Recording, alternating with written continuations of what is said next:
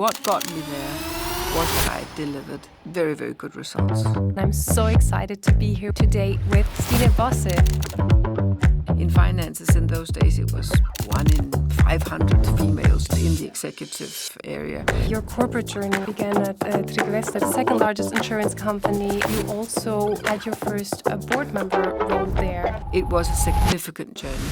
You've also been a leading voice in leadership, sustainability, and also equality. And this is why I always argue that the combination of male and female, that's what makes the difference.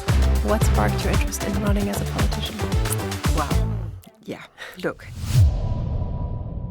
Hi everyone, my name is Simone Kehler. I'm the co-founder of Female Empowerment, the podcast, and I'm so excited to be here today at the European Parliament with Stine Bosse.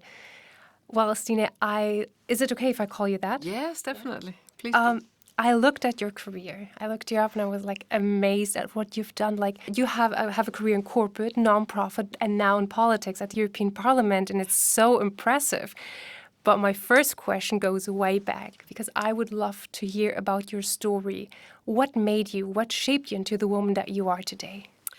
Well, some years back, I started wondering myself, what is actually driving me? Why am I always, focused on making sure that there is a question of equal rights, that, men and female have the same access to, pursue the career that they want.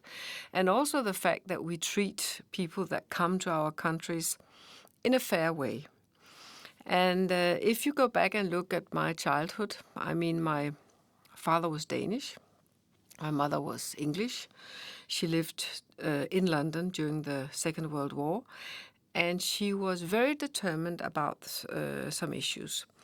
For example, the fact that, you could not blame Germans living today or in those days for what had happened. This was a question of, political ideology. It was not a question of which country you stemmed from. She was very clear on these issues. She was always very clear on, people had to be treated fairly and so on. So I was actually vaccinated with that. And also due to the fact that in the 60s, where I grew up in a small village in Denmark, the fact that I had a business father and a mother who was not born in Denmark, and we lived in this, bit rural place, we were different. And we were not just accepted. We were a little bit, dangerous, I guess, because we were not like everybody else. And that sensation of, from a starting point, not really belonging, and I had to sort of deserve my right to be part of this community. I guess that's a very, very significant part of what formed me. And then, of course, the fact that my mom and dad, even though you would probably say in those days they were pretty equal, but my mother started in a job when I was about 7-8 years to work outside of the home. And she had told me this was because she wanted to own her own money so that she could, buy stuff and so on. Then I overheard a conversation after she had got a job where she asked my dad, "Can I buy a new dress?" And I remember this, I would have been about 9 probably. I remember thinking to myself, this I never want. If I want a dress, I want to be able to buy it. So there are sort of elements in my childhood story that actually have fueled sort of all the way to what I stand for today. Wow. And your corporate journey, it also began at Trailblazer. Do you pronounce that correctly? Yeah, it's actually just Tryg, and it means peace of mind. And wow. It's an insurance company. Yeah. So it's a great name for an insurance company. They really chose the right name. Yeah. It's the second largest insurance company, and you also had your first board member role there. Yeah. Were there experience that shapes you both professionally and also personally during this time at the company there? Yes, definitely. And I have to be honest and fair and say, for the first many years during my career, I actually sort of put aside the fact that I was female. I never sort of paid any attention to that. I guess deep down I must have done, because if you look at my clothes in those days, it was pretty much a jacket and a skirt and a jacket and some trousers and, a little bit trying to blend in with the male population in finances. In those days, it was like 1 in 500 females in the executive area. So, and then I remember when I became the CEO, I decided no more jackets, no more blending in. Now I wanted to wear dresses. I wanted to wear red dresses sometimes if I felt like it, and that sort of that's definitely a part of my thinking also today. That we need to pave the way for more females. It is not as easy as it we would like it to be. Yeah.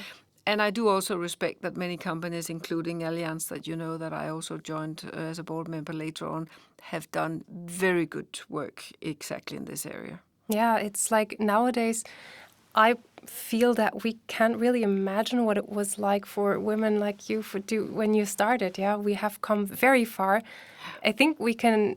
Maybe there's more in German. You say Puffer. There's more we can accomplish, but let's also celebrate where we've come to. Sure. Yeah, Definitely. I really liked your what you said about you felt like wearing a red dress and just wear it. Yeah, kind of also celebrate the femininity, I would say.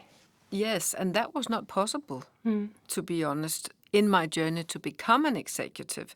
But then once you're there, and I remember sort of feeling now I have also to put into the picture that I need to be a role model, that I need to show that it is actually doable to be also a feminine person in the boardroom or in the executive room. Exactly. Well, talking about women, you've been named by the Financial Times as one of the most influential businesswomen international. That is, that says about your accomplishments enough, I would say.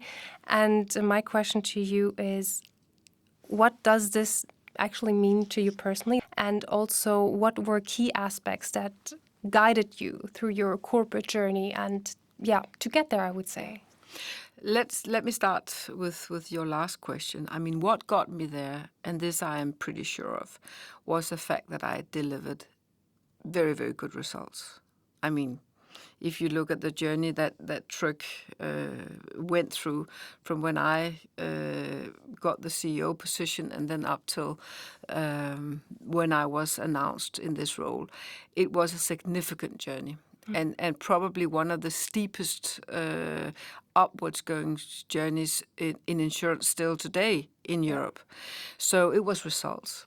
And of course, the results come not just for me alone, but with the team that I had created together with a lot of good people in the company.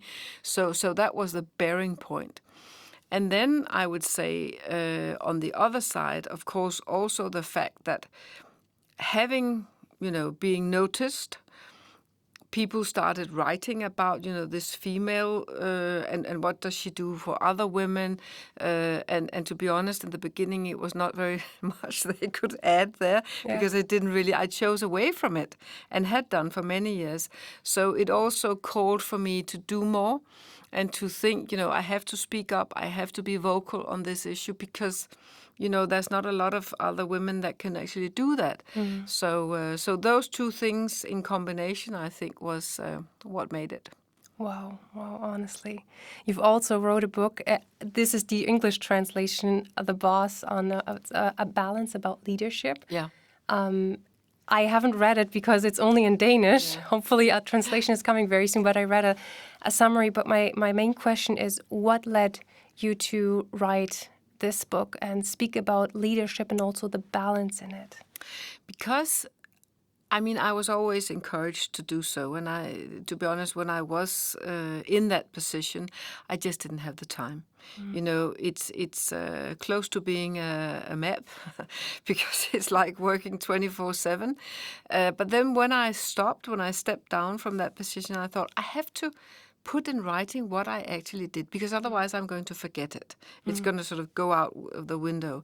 So for me, it was always about balancing the stakeholders, making sure that you, of course, service your owners, the shareholders, But the way to do that is, of course, to make sure that you have very happy, well-thriving employees who cater well for the customers. Because with no customers, you've had it. So that sort of triangle of stakeholder thinking was sort of the cornerstone. And then I added a fourth stone, namely what is nowadays much more, normal, and we talk about it in a different way, but the social responsibility, the fact that you actually try to give back to the societies where you serve, that was also, so it was actually 4 areas of balance that I really had as my leading way of thinking leadership.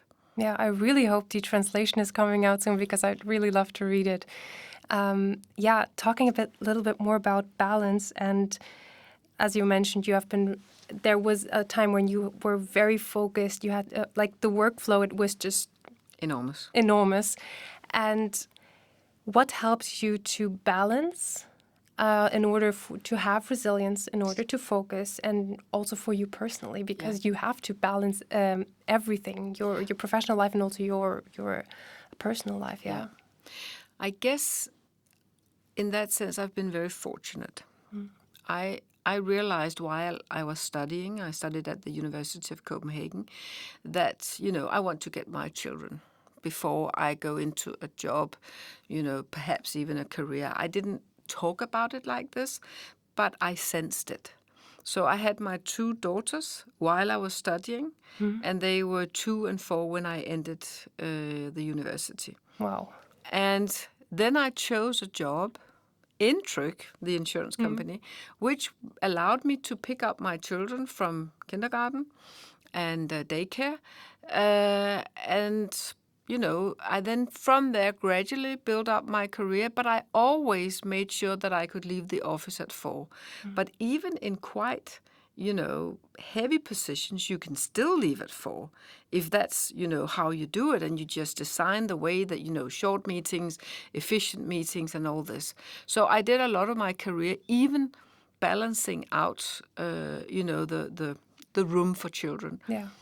But when I entered the executive roles, not the CEO, but, as part of the executive team, my daughters would have been about 12 and 14.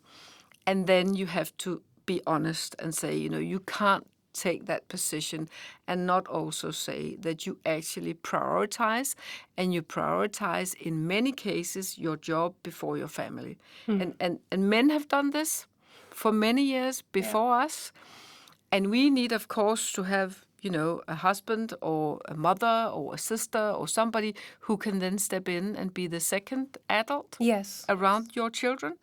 And then, of course, if something is really, really, troublesome and you really need to be there, everything goes and you go to your family. Yeah. So you have to be truthful around these things and not, blindfold other people.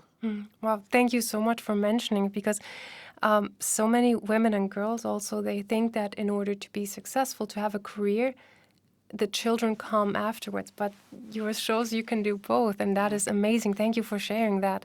I would actually say it's an advantage to have them before and not later. Thank you for mentioning that. Thank you so much, because I do think it encourages so many women out there that they see that you don't have to give up. If you want to have both, you can have it. Definitely. But of course, it also helps if the husband steps in, and also other family members. Yeah. I grew up, my mother, she always worked as well. And sometimes my dad took care of us. I have a sister, and sometimes my grandparents. There was always someone. So thank you so much for mentioning you can have both. Yeah. You've also been a leading voice in leadership that we talked about, sustainability, and also equality. Talking about more of the area of sustainability, how do you, when it comes to decision making, I can imagine sometimes it's that you're confronted with ethical dilemmas as well, and also the profits. How do you encounter, or how do you confront these decision makings? Let me give you some examples. For me, it was always clear. I mean, yes, in a company which is listed, there are expectations that you have good, solid earnings, and that you have to deliver. in a company that has a lot of customers who rely on you and who sort of, put a lot of trust in your brand, you also have to make sure that you're worth that trust. And that means that you cater for your customers, that you make sure that your delivery is solid. And then finally, also the fact that you deliver to society, you're part of society. And society means people and businesses. Yeah. So I always said to my employees, now, when we talk about taxes, for example, company taxes, don't ever go to the gray zone. I don't want to be the headline in a big Danish newspaper saying, Tryg avoided some taxes to save some money, blah, blah, blah. We should pay the tax that we should pay. And that means, of course, not going into the completely opposite direction and pay too much, but make sure that you pay the accurate tax and that you're not in a gray zone. And we had incidents where, people would come and say, if we did this and that, if we moved this company to some, like Cayman Island or whatever, tax haven, we could do that. And they could say, and I said, no, thank you. Just think about the headlines. How would that go down in Danish media? How would that come across to our customers? And at the end of the day, how would it come across to our investors? Some of them might like it and some of them would definitely dislike it. So, let's play this steady route, go on this steady route. And that always paid back. Yeah. You also, as you mentioned rightly, you have a responsibility to society as well, yeah? The society you live in also. Yeah, thank you for mentioning it. I also want to move on to another topic, and that is risk-taking. Yeah. I personally love that because I have been taking a few risks in my life that played out very well. Yeah. One was moving to Europe, and it played out very well. And my question to you is, have you ever taken a risk that now looking back, you're like, I'm so happy I did that. I took the risk. And also my second questions, I'm going to combine them, is what is your general view on risk taking? Also being, just go for it, This is a big difference between female and masculine or male brains. And this is why I always argued, and I will still argue, that the combination of male and female, that's what makes the difference. In any, working group, from the boardroom to the Tiller Center, whatever. It is important that we take risks in companies, but also as individuals.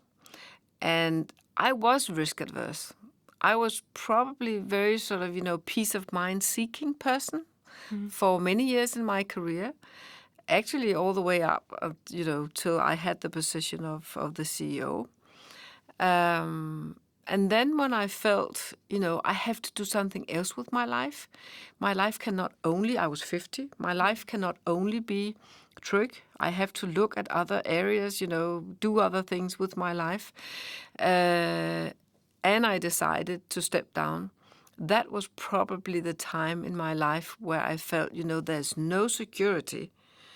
Who said that I would get the board positions that I later got? Yeah. Who said that I would be able to do, what has happened in my life? But I felt, I've got to take myself out of this position and just see if my wings will hold me. And I'm very happy, of course, that they did. But that was high risk. Yeah. Thank you so much for sharing, because I think, of course, you have to balance again risk-taking, not just go out there and take every risk, of course, but also to sometimes be, to go for it, yeah. So thank you for sharing your story. Last but not least, what sparked your interest in running as a politician? Wow. Yeah. Look, as I shared with you earlier, politics have always been part of my life, part of the debates that I really liked with friends, with family. So it's always been close to me in some way. And then as part of stepping down from my operational position, I decided to chair the Danish European movement, which is a pro-European movement, because I felt there was so much knowledge lacking. There's far too much distance between what goes on in Brussels and what do people know on the ground, and how can they influence this? And do they know that they can influence it? Because they actually can. Yeah. We're living in democracies. Precisely. So I really felt that was a strain there. So I went into this work, and then I always said, many journalists asked me, why are you not going into politics? And I was invited several times before this. But I always said it has to be Europe, it has to be the right party, and it has to be in times of urgency. And unfortunately, all three boxes ticked. I would have wished that the last one never ticked, but it does. And the sense of urgency now in Europe has to be very, very close to all of us. It is not as it used to be. We have a war in the continent, so we in Europe have to get our act together. We have to be much faster, and we have to be much more, good at working together cross-border and getting the most out of any euro that we invest. Yeah. Thank you so much. I find it very amazing that, because you've had this career in corporate, nonprofit, and now also stepping into the world of, actively stepping into the world of politics. Yeah. I think, thank you for coming, I would say. Thank you very much for inviting me. And now we're going over to the section where there's fast question and answer, because in the first part it's like a deep dive, and we want to get to know you now a bit on a more personal level. Yeah, sure. So that's why it's it's in the format of fast question and answer. So the first one is, what's one myth about success that you wish more people would understand? I think one of the myths about success is be true to yourself. When you start sort of playing games and not really saying what you mean, and being steered from other areas than your own beliefs, that's where it becomes difficult. Yeah. A habit that makes you a typical Danish person? You see, I actually like soused herrings and a beer and a snaps. Okay. And I guess you have to to try that early before you really enjoy it. But that is definitely some of my favorite dishes. I'll have to try that when I travel to Denmark. Yeah, please do. So, a hobby that you would have chosen as a second career option? Wow. I was never very good at hobbies because I never really, time didn't allow me to have a lot of hobbies. But I can see now that if very late, I took up painting, watercolor painting. Yeah. And I wish, I'm not sure it could have given me a career. I'm not talented enough. But I wish that I had done that more often for two reasons. One, it is funny. Second, it is so relaxing. And I don't think about anything else while I'm doing it, which is very healthy. A book you recently read that made you change your view on an issue? Oh, many books, but I would say definitely a recommendation is the book. And I wonder what the English title would be, but it is called the Bridge Builders, and it is a Norwegian author. And it is about what really happened during the 30s. And you're in the 30s and you're in a normal family, explaining, what were people thinking about, what were their doubts, what was building up, and what was the, I guess, worry points. Yeah. That is a very good book. More important now than ever, right? Very much more important. I'll definitely, if you afterwards give me the title, and then I'll link below. Super. Which hobby would you like to take up again? Well, I have a hobby, and now I can only exercise it in the weekends, so I still do it, but it is just wonderful to do it every day, and that is winter swimming. Okay, can you explain it a bit more? Yes, I guess that's also a bit Nordic, but, you get up early in the morning, and you go to the sea. And no matter, what temperature it is outside or in the sea or whatever, you strip for, any clothes, and you go in the sea, either from the beach or from a pier, and dip. You don't, if you're like me, you don't swim a lot, but you stay under a little while and then up again. And then your whole body sort of like just warms up. naturally. It's like having a little oven Okay. inside, and it just keeps like that all day. And you never, ever have any worries about the way you feel afterwards. You're just happy. Wow. So that's, I have a to try that. recommendation. You must try that. I really have to try it. So the next question is a historical person you'd like to have coffee, or if you prefer tea, to have tea with. Ah, a historical person. You know what comes into my mind? And that's funny because, I would love to sit down and have coffee or tea or whatever, a glass of wine perhaps with Jesus. Yeah, that Yeah. sounds fascinating. Yeah. Can I I mean, ask you why? Because if you think of any person who has really had such a significant influence on the way you and I think, not even, I mean, I am a Christian, but I'm not the type of Christian that would, go to church every Sunday and so on and so forth. But I'm very much aware of the fact that I've been brought up with, Christian values and so on. But what I would so much like to talk with him about was also the the meeting point with other religions. Yeah. How would he deal with this? Because it's a huge issue in our societies today. And I would think he would be one of the people who would give us the best advice. Yeah, that I agree 100% on. I'm a Christian as well, so I think just sitting down with him and have a chat, yeah, that would be wonderful. Yeah. Yeah. Which words do you live by? I really try, and I try hard, to treat other people the way that I want to be treated. Sometimes, and especially being a politician, it can be very difficult because you also need to be, pushing others and showcasing that, they do this, they mean that, I mean something else. And that has also been, the struggle for me because, I actually feel much more comfortable sitting down and, making agreements, and probably we hope Trump will go down that route, having good deals, not bad deals, but good deals. We hope for good deals. And so that's probably closer to my DNA.